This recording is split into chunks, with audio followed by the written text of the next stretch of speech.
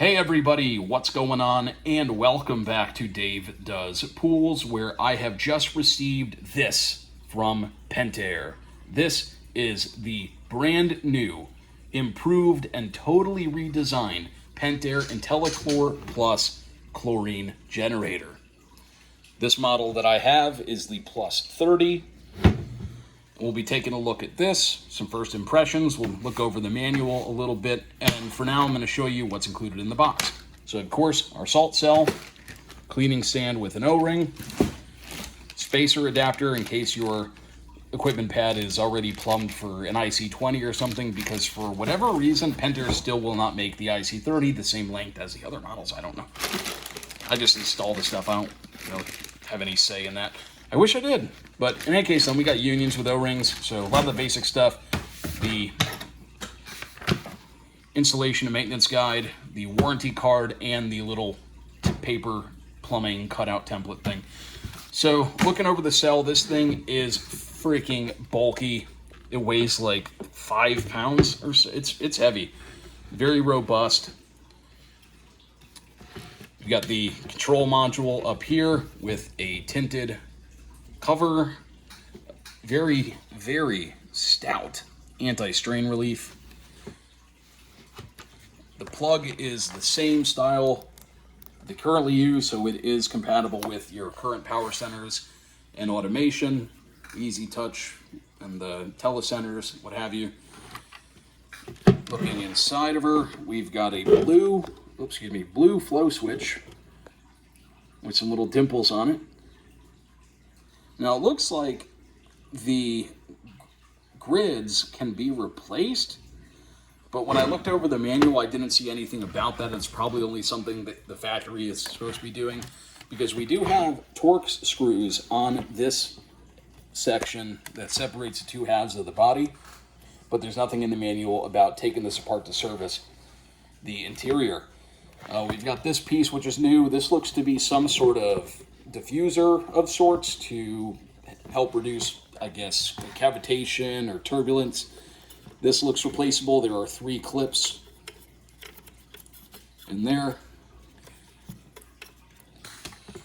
And this clip, you stick a little screwdriver in there, pop that out, and you can separate the controller module from the body here. And I'll show you why you'll need to do that, because unlike on the currently in use IC20 through IC60, where you can't replace anything on it except the flow switch. So if something goes bad, if something stops being functional inside of essentially the circuit board and what have you, you got to replace a whole cell. With the new Plus and LT, if this unit is still 100%, but something happens in here, you can replace this without having to replace the whole thing. So we're going to take a look at the last page before we get into the French language section here to go over the parts. Oh, we went into font size. Here we go. So, replacement parts. As we can see here, there are quite a bit of parts. A lot more parts than on the other previous models. So you got the controller assemblies, retaining clip, sensor module screw, sensor module O-ring, sensor module assembly, cell assemblies, the LT15, 25, 30, 40, and 60. Power pack, spacer cells. So look at all them part numbers and stuff too. Here's a diagram of it. So there's the clip, pop that out and separate this from that.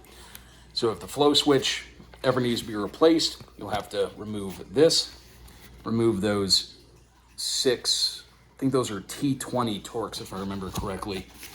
I don't think they're security Torx bits like these ones. These ones have a little dimple on the inside, which tells me that the factory doesn't want you messing with these at all. So just don't. But as you can see here, you've got the sensor module, an O-ring that is not round. It is kind of, I don't know, like gumdrop shaped of sorts. That looks to be the only O-ring separating the generator from the electrical stuff, I guess, right? Then, of course, we have the 2 O-rings for the unions.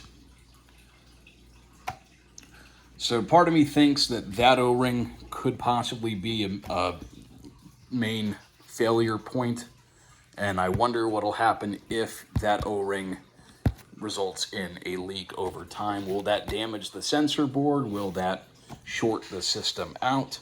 Or will it just rip down the side? So all those things we'll probably learn over time, because this is actually being installed at one of my route clients' pools. So what's the other page I wanted to go to here?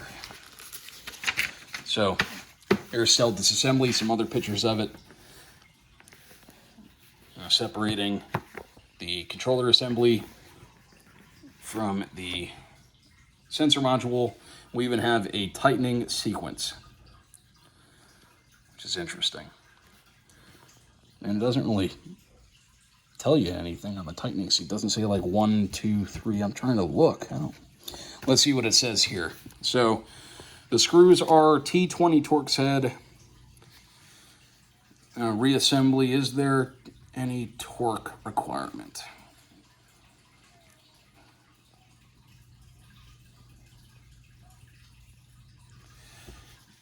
Place the sensor module onto the cell. Reinstall all 6 sensor module screws to 15 inch-pounds of torque. Okay.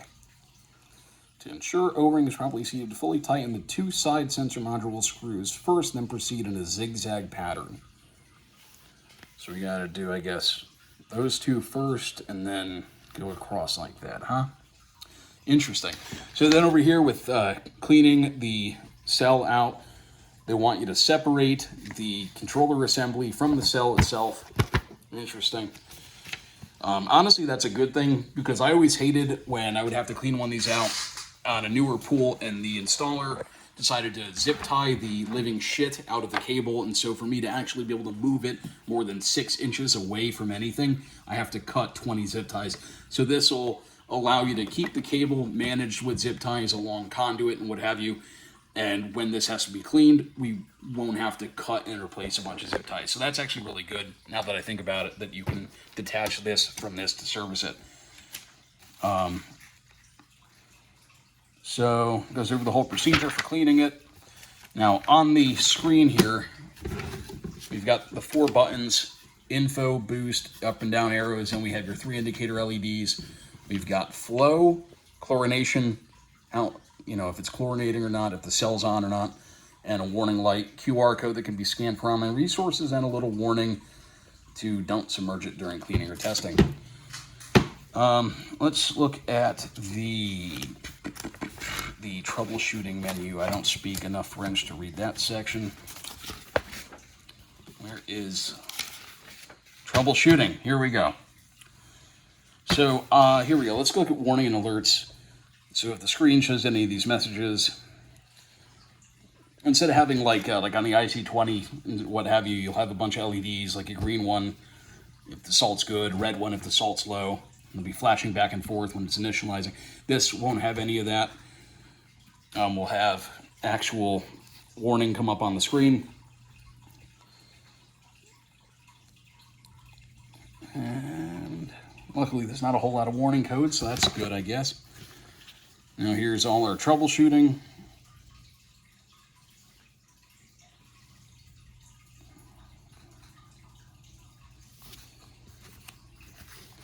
Is there a second page to this? There is. All right. So how much does this thing actually weigh? Will this technical data page tell me how much this thing weighs? It does not. It doesn't want to fat shame this hefty piece of equipment. All right, next page is just that. All right, so yeah, I am excited to get this hooked up. I'll do some videos on installing it and how it functions with some updates over the year as it runs at their pool. I'm very optimistic that this will not have the problems that the IC30s have had. And yeah, thanks for watching, guys. If you have any questions, comments, this is really awesome. I didn't even know these were out yet. I've been asking over at Gorman and SCP if they'll be getting these anytime soon, and they at least tell me that they don't know. They have no idea. They don't even know what they cost.